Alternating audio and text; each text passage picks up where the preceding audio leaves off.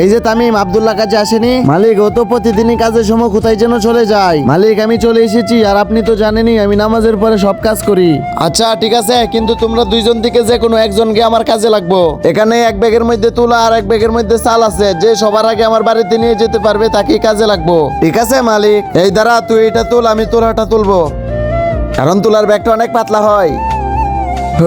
এত বাড়ি। এই যে শোনো। জি বলেন। কিছু না, তবে আপনি এখানে বসেন, কারণ কিছুক্ষণের ভিতরে বৃষ্টি আসবে।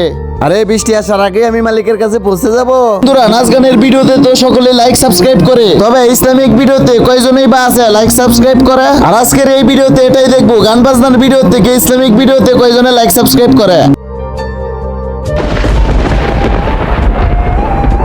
আরে এ কি, বৃষ্টি শুরু হয়ে গেছে? বৃষ্টি তো চলে গেছে, এখন যাই। আরে এটা ওঠে না কেন? মনে হয় বৃষ্টির পানি পরে এটা অনেক ভারী হয়ে গেছে।